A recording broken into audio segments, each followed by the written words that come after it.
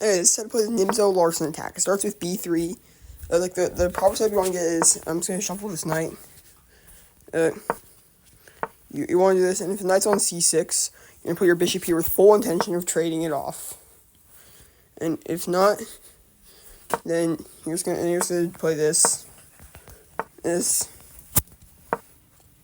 Bishop e2, and then f3, knight b d2, and castle. This is the setup that you want the most. Come back here. Black's most common move is e4. And after this, black's most common move is e4. You play bishop b2 like normal. And if they do not defend the pawn, then this is just not good. So, their best tries to defend the pawn are knight c6. You play e3. And most people try and take more space. Now bishop b5. And you want to trade off your bishop. And you're actually threatening the e5 pawn here. So, and if they just play this, and you can trade, and you're just up a pawn after you take. And instead that they try this, what you need to remember is, now that their bishop is gone, the b7 pawn is the g7 pawn is unprotected. So you can try this, taking as a blunder after this. Even if they try this check, you can just move your king to c1. If they take here, don't take just yet, because then you just walk into checkmate. Instead, play queen to e1. If they take here, they can't take. That's pinned. If they try this check and then block the knight, this looks a little bit scary. But after this, you force the queens off the board, and at the end of the day, their rook is still trapped, and you're gonna win it next, and you're easily winning this game. Suddenly, if they try this, then you just take this with check and then take the bishop, and you're still up a lot of material, even if you don't win the rook. And going all the way back to after you play f4.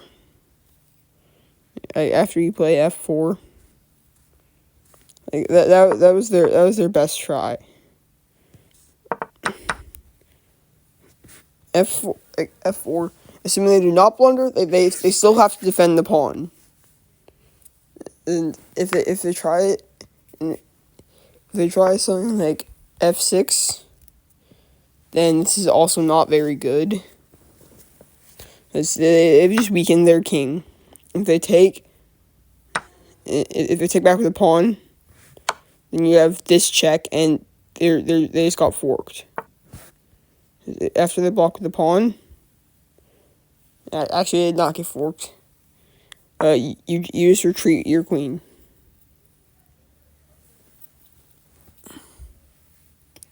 And so let's say they develop their knight. Well, you can just trade here. Strike in the center. Apparently they have the advantage. F4. So taking is not good. They're trying to defend with queen f6 or something, and this is also not very good. Because you can just develop your knight to continue to attack the now pinned e5 pawn. And instead that they develop a bishop, you can just trade here, and then they're just forked, because if you take then, and you're up a piece, you can probably win from here. So that's not good. So queen f6 does not work. But pawn f6, this doesn't really work either, because you can develop your knight. This is not a big deal, because you can actually just play this and instead get your knight out on e2. And they can never move the f6 pawn, because if they do, then their rook's trapped again, and this check might look scary, but you can actually just do this time, and you win the rook. So No, I do not want to explore that at winning. I do not want to explore win rates. Let's say they try and develop. Well, just 92 now.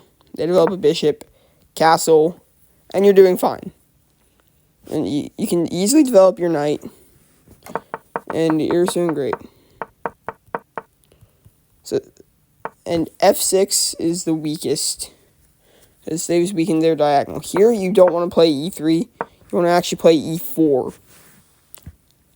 Let's say they don't play d5 immediately. Bishop c4. Now they can never play it, and your bishop controls a diagonal that they weakened by playing f6. So they have to play it immediately. Here, you just trade. Because after they take, after this trade, you can just attack their queen. After the queen backs up.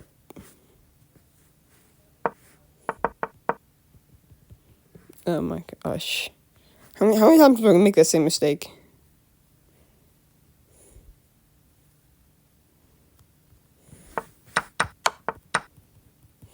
Oh, okay. B3, E5, so F6. Like I said, play E4 to cover the D5 score. They have to do this immediately. They trade, retreat the queen, bishop C4 again, and you're just doing great. Because you can play knight F3 or E2, and just you can also play queen H5 check if they're not careful. And if they ever play this move, it's game over after this. Like, their king's forced to go up, and you just chase their king out into the center of the board, and it's just lost.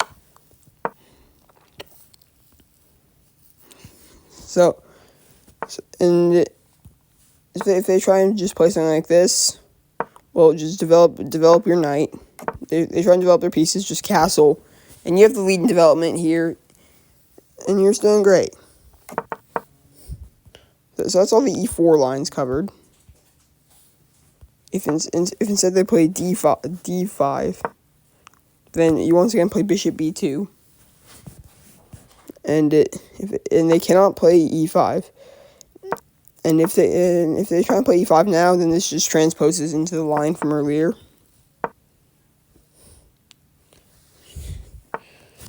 And if they instead try and cover E5 in a different way, or something like this, but that's not good because it weakens the diagonal. So they're not going to try that.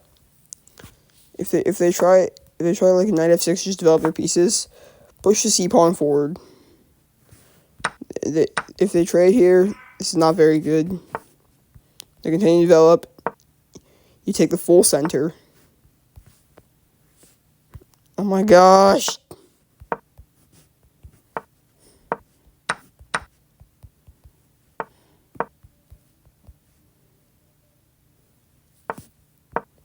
You just develop your pieces.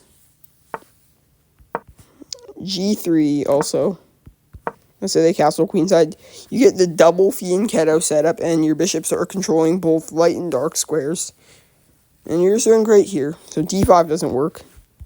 There's also another rather odd-looking line, which is A5. You fianchetto, they play A4. I do not recommend taking, because you've given them what they want. Now they have a rook on the 4th rank. And while this may look odd, it's actually very difficult for you to advance your pawns. So instead of that, just you continue. Just push a C pawn. Actually, no, don't push a C pawn. Instead, move your knight out. So they take, then trade. And you have extreme control of the dark square diagonal. Your queen can swoop into A8, which would be very dangerous. And you're sitting fine here. So that's going to end the video for today.